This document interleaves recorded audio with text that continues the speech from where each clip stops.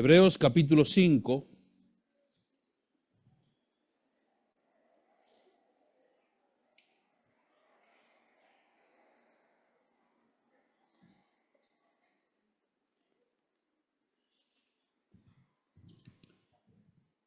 Versículos 1 al 10.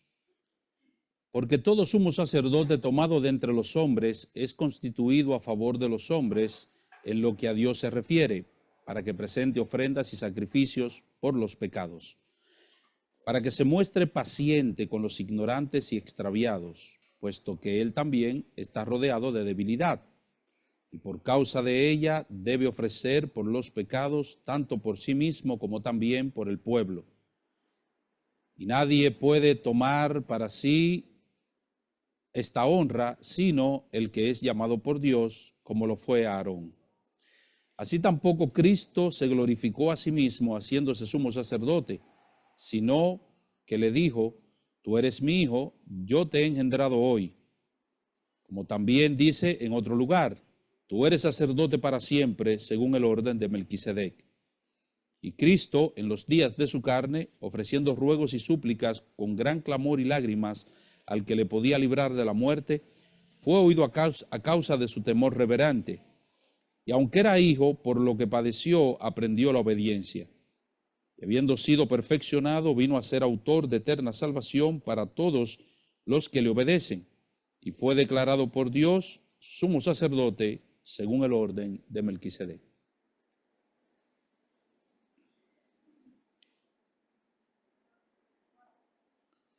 Al llegar a este punto, a este capítulo 5, ya el autor ha dicho que tenemos un gran sumo sacerdote, que es el Señor Jesucristo. Y ha hablado de cómo el sumo sacerdocio de Cristo es un tremendo aliento para su pueblo. Y al llegar a este punto, entonces, lo que quizás estaban preguntando estas personas, estos hebreos, es si en realidad Jesucristo reunía las cualidades de un sumo sacerdote, si él poseía las características necesarias de un sumo sacerdote. Él va a desarrollar este tema mucho más ampliamente a partir del capítulo 7, por cuanto él va a hacer un paréntesis luego a partir del versículo 11 del capítulo 5 y todo el capítulo 6. Y en el capítulo 7 él va a retomar ese tema. Pero aquí lo que él quiere demostrar es precisamente que Jesucristo reúne la característica de un sumo sacerdote. Es decir, que él es un sacerdote o un sumo sacerdote completamente calificado. Que él es un sacerdote completamente calificado. Y antes de hablar de la cualificación de Cristo como sumo sacerdote, primero él va a presentar las características o cualidades del sacerdocio arónico. Así que este pasaje nosotros podemos dividirlo, como lo hemos hecho, en dos encabezados. Versículos 1 al 4, las cualidades del sacerdocio arónico. Versículos 5 al 10, las cualidades del sacerdocio de Cristo o de Jesús como sacerdote. Como el tiempo apremia, yo voy a ir a prisa y prácticamente voy a mencionar las cualidades del sacerdocio arónico. No me voy a detener mucho tiempo ahí porque simplemente lo que queremos ver o lo que quiero enfatizar y lo que quiero que ustedes se lleven en esta noche es que Jesús es un sacerdote completamente calificado. Eso es lo que quiero que ustedes se lleven en esta noche. Las cualidades del sacerdocio arónico. En primer lugar, el sacerdote o el sumo sacerdote requiere, o el sacerdocio arónico requería la intervención divina. Eso es lo primero que nosotros vemos aquí. Versículo 1. Dice: porque todo sumo sacerdote tomado de entre los hombres es constituido a favor de los hombres en lo que a Dios se refiere, para que presente ofrendas y sacrificios por los hombres. Primero vemos aquí un llamado divino, una elección divina. Eso es lo primero que vemos aquí. Todo sumo sacerdote tomado de entre los hombres. Seleccionado, hay una selección divina. Una selección que hace Dios del sumo sacerdote. Nadie podía autoconstituirse sumo sacerdote en el pueblo. De hecho, cuando nosotros leemos, por ejemplo, en Éxodo 28 al 29, Levítico 8 al 10, Número 16 al 18, nosotros vemos esa elección de Dios. Esa elección. Él separó una tribu completa. De las 12 tribus, él dijo, esta tribu se va a dedicar a las cosas sagradas. Y de esa tribu, él llamó a una persona para que él y su descendiente fueran los sumos sacerdotes. Aarón, de la tribu de Leví. En segundo lugar, nosotros vemos aquí una designación divina. Una designación divina. No solamente una elección o una selección, sino una designación. Porque todo sumo sacerdote tomado de entre los hombres es constituido o designado a favor de los hombres en lo que a Dios se refiere. Es decir, el sumo sacerdote estaba para representar a Dios delante de los hombres y a los hombres delante de Dios. Esa era su función. Tenía que ser seleccionado por Dios, tenía que ser designado por Dios, es decir, qué era lo que le correspondía hacer, cuál era su función.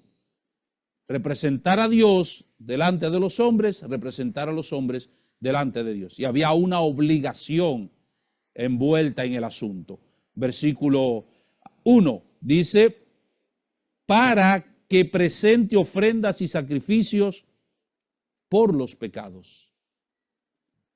Tenía una obligación, presentar ofrendas y sacrificios por el pecado.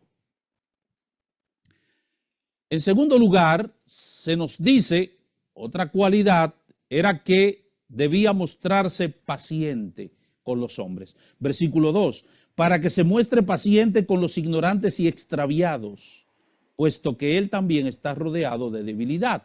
El sumo sacerdote debía ser una persona que debía identificarse con los hombres.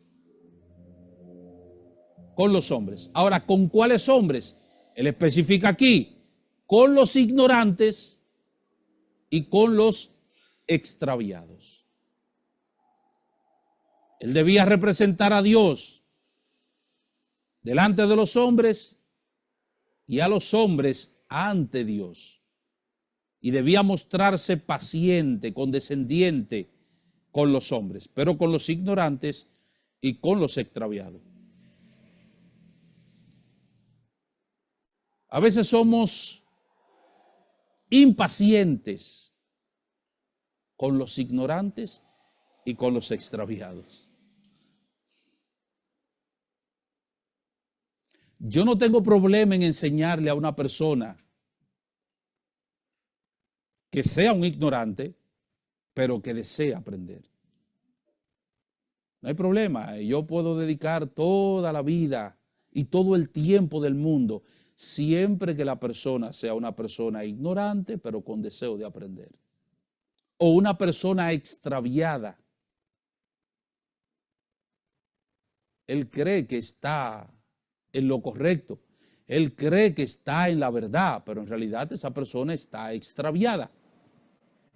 Ahora fíjense qué interesante, porque el autor no dice que él debe mostrarse paciente con los rebeldes. Él no dice eso. Porque una persona rebelde es una persona que sabe cuál es la verdad.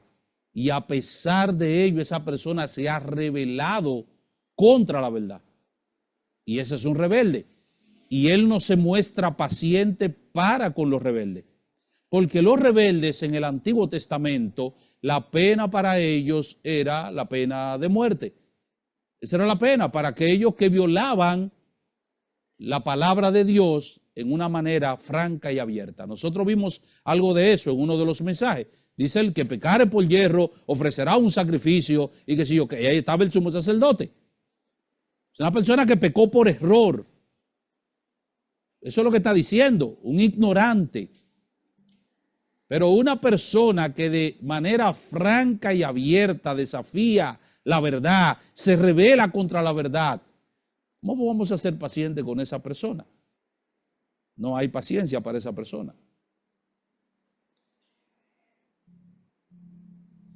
En tercer lugar, debía expiar sus propios pecados y debía expiar los pecados del pueblo.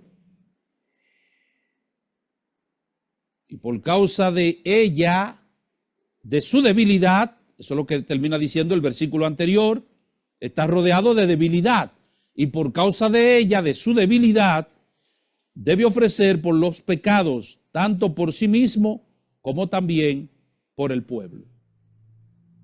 Así que él estaba para expiar su propio pecado y estaba para expiar el pecado del pueblo. Por eso el sumo sacerdote, en el día de la expiación, ¿qué hacía? Tomaba 2 machos cabríos. Bueno, tomaba un becerro primero. Un becerro tomaba. Lo sacrificaba y ofrecía un sacrificio por su pecado y el pecado de su familia. Y después tomaba 2 machos cabríos y echaba suerte sobre ellos. Y sobre el que caía la suerte, entonces era soltado al desierto. Él imponía las manos y era como que cargaba el pecado del pueblo sobre él y lo soltaba al desierto. Y entonces el otro terminaba sacrificándolo y con esa sangre entraba al lugar santísimo y realizaba el sacrificio por el pecado del pueblo. Pero primero ofrecía un sacrificio por su propio pecado, porque él estaba rodeado de debilidad, porque era un pecador, y luego por el pecado del pueblo. Y en cuarto lugar, debía ser constituido por Dios o llamado por Dios. Ya dijimos algo de eso. Y nadie toma para sí esta honra, sino el que es llamado por Dios, como lo fue Aarón. Ese era el cuadro, esas eran las cualidades del sumo sacerdote en el Antiguo Testamento. Número uno, ¿qué debía hacer? Número uno, ¿qué debía hacer? Debía ser un ser humano llamado por Dios, constituido por Dios, designado por Dios, y tenía su obligación. Número dos, debía ser paciente. Número 3, debía ser, ¿qué debe hacer? Debía expiar el pecado del pueblo. Y número 4, debía ser constituido por Dios. Ese era el sumo sacerdote del Antiguo Testamento. Ese era el sacerdocio. Ahora él va a pasar a las cualidades de Jesús, a mostrar que Cristo es un sacerdote altamente calificado, completamente calificado. Y en primer lugar, él va a hablar de su llamado divino. Versículos 5 y 6. Así tampoco Cristo se glorificó a sí mismo haciéndose sumo sacerdote, sino el que le dijo: tú eres mi hijo, yo te he engendrado hoy. Como también dice en otro lugar: tú eres sacerdote para siempre según el orden de Melquisedec. Jesucristo no fue el mismo que dijo: hey, yo soy un sumo sacerdote, me constituyo sumo sacerdote. No, Dios le constituyó sumo sacerdote. Y para que ellos vean que él no está inventando, el autor de la carta a los Hebreos apela a las escrituras del Antiguo Testamento y le cita el Salmo 104. El mismo que le dijo: tú eres mi hijo, es el mismo que le dijo también: tú eres sacerdote para siempre, según el orden de Melquisedec. Cristo no se glorificó a sí mismo. Él no se atribuyó ese título. No apareció y dijo: yo soy sacerdote. Más adelante en el capítulo 7, él va a tratar el tema de por qué, si Cristo no era de la tribu de Leví, porque él era sumo sacerdote. Ya él lo está anticipando aquí, él lo va a demostrar en el capítulo 7. Pero aquí su punto es que Jesús fue constituido por Dios, sumo sacerdote. Ese es su punto. Y hay una aplicación para nosotros aquí, obviamente. Los ministerios en la iglesia son dados por Dios. Dios es el que constituye los ministerios y da los dones y nos coloca a nosotros en esos ministerios. Y nadie tiene la prerrogativa de constituirse en un ministerio, ni de autoatribuirse dones espirituales. Primera a los Corintios, capítulo 12.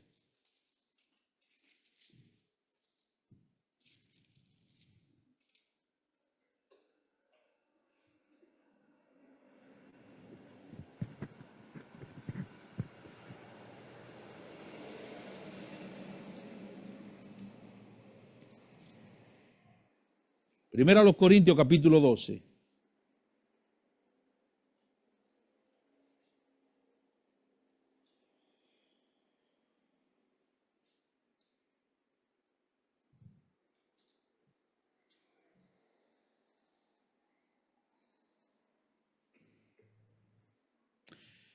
Versículo 11 dice, pero todas estas cosas, ya él ha hablado de los dones espirituales, de algunos de ellos, lo ha mencionado.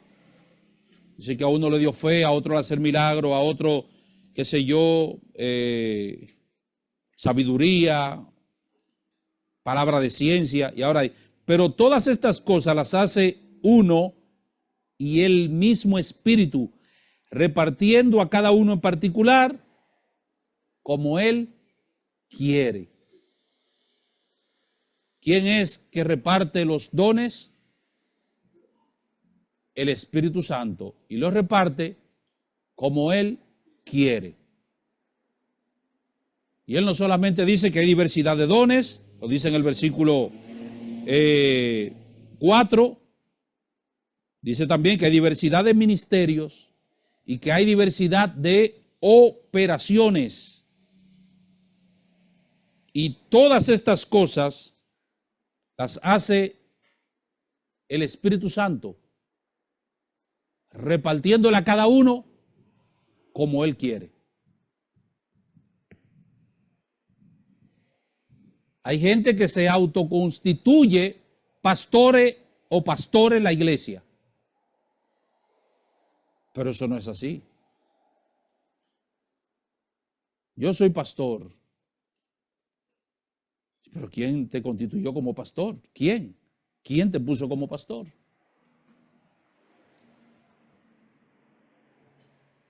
No funciona de esa manera, no funciona así. Es el Espíritu Santo quien constituye a las personas así. Es el Espíritu Santo, es Jesús.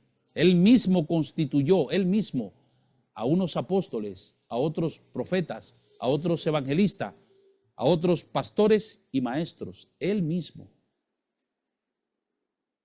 Pero ahora hay gente que se constituye apóstol, que se constituye profeta, y eso es una plaga que nosotros tenemos, repito, eso es una plaga terrible. Se constituyen apóstoles, se constituyen profetas, se constituyen pastores, se constituyen pastoras. Terrible eso. No funciona de esa manera. Es Dios quien lo constituye, porque Él es que le da el don, el llamamiento, la vocación.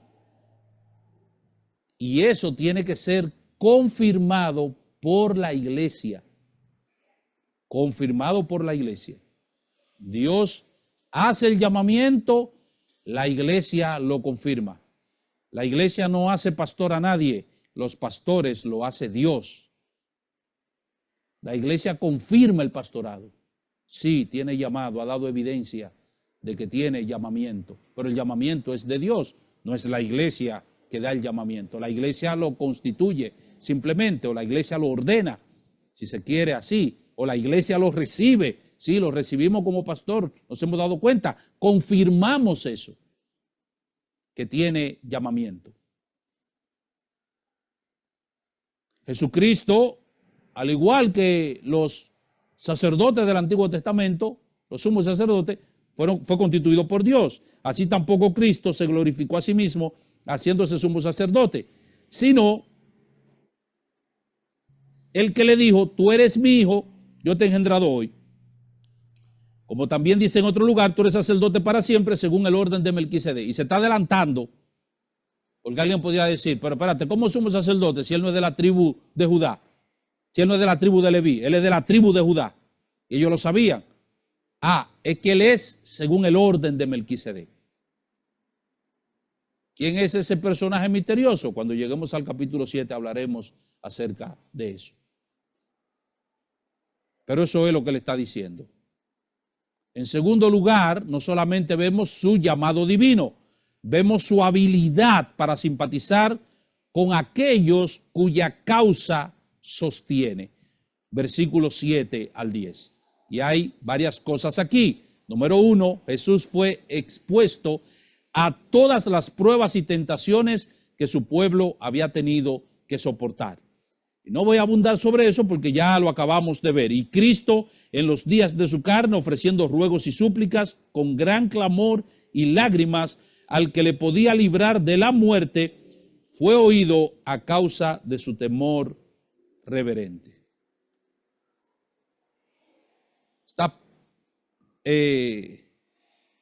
El autor de la carta a los Hebreos hace unas afirmaciones muy elaboradas aquí. Estas pruebas y tentaciones que cayeron sobre Cristo en los días de su carne, es una expresión que enfatiza la condición de debilidad humana que él compartió durante su vida terrenal y que obviamente nos hablan de cómo él se identificó con nosotros, de cómo él puede obviamente entendernos a nosotros y cómo él es un sumo sacerdote apropiado para nosotros. Eso es lo que el autor trata de mostrarnos a nosotros aquí con relación a eso del sacrificio de Cristo. Él es un sumo sacerdote que se identifica con nosotros, que simpatiza con nosotros, porque él sufrió las pruebas y tentaciones que nosotros también padecemos, que nosotros también sufrimos. Algo más que él dice es que Jesús puede ser un sumo sacerdote apropiado para nosotros por los padecimientos que soportó y por la obediencia que él aprendió precisamente por esos sufrimientos que soportó. Versículo 8, y aunque era hijo, por lo que padeció, aprendió la obediencia. Y debo hacer una aclaración aquí y explicar un poquito esto, porque dice que él aprendió la obediencia. ¿Qué significa eso? ¿Que Cristo no sabía obedecer? ¿Es eso lo que está diciendo? ¿Es eso lo que trata de transmitir el autor aquí? ¿O que Jesús era un desobediente en el pasado? Y luego por los sufrimientos que tuvo, él aprendió a obedecer. No es eso lo que está diciendo. Lo que está diciendo es que Jesús nunca se había sometido a eso. Nunca se había sometido a padecimientos, a sufrimientos como esos. Y de esa manera el Señor Jesucristo mostró ser una persona que estaba sujeta a la voluntad del Padre. Yo no he venido para hacer mi voluntad, dijo Cristo. Yo he venido para hacer la voluntad del que me envió. Y la voluntad del que le envió era que él padeciera. Era precisamente que él sufriera. De hecho, fue a la cruz, aún diciéndole al Padre, Padre, si es posible, pase de mí esta copa sin que yo la beba, pero no sea como yo quiero, sino como tú quieres. Un sumo sacerdote que se puede identificar con nosotros. Se puede identificar con nosotros. porque padeció. Y por medio de los padecimientos mostró ser una persona obediente al Padre. Es muy fácil para nosotros obedecer cuando las cosas salen bien. Muy fácil. Es muy fácil mostrar obediencia, sumisión, cuando todo está saliendo a pedir de boca. Cuando todo sale como lo planificamos. O cuando lo que se nos está pidiendo que hagamos nos gusta, nos agrada. Pero cuando se nos pide que hagamos algo que no es de nuestro agrado, ¿qué tan obedientes somos nosotros?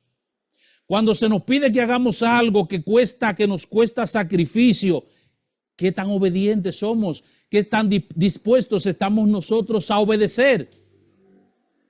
No fue fácil para Jesús. No fue fácil para Jesús ir a la cruz. No fue fácil para él. No fue fácil para él soportar el abandono del Padre. Eso no fue fácil. Esa era la copa que él no quería beber. Pero por lo que padeció, él aprendió la obediencia.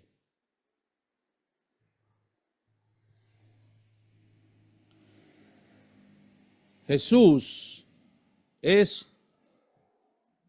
un sumo sacerdote completamente calificado porque es el autor de nuestra salvación. O por ser un sacerdote calificado vino a ser autor de nuestra salvación. Versículo 9. Y habiendo sido perfeccionado, vino a ser autor de eterna salvación para todos los que le obedecen. Y fue declarado por Dios sumo sacerdote según el orden de Melquisedec. Hay otra cosa que tengo que explicar aquí. Dice, y habiendo sido perfeccionado, significa que hubo un momento en el que Jesús no era perfecto. Y habiendo sido perfeccionado, hubo un tiempo en el que él no era perfecto y llegó a ser perfecto. No, eso no es lo que significa la palabra perfecto aquí. La palabra perfecto no significa aquí algo que era incompleto y llegó a estar completo. Algo que era deficiente y llegó a ser eficiente. No tiene esa connotación.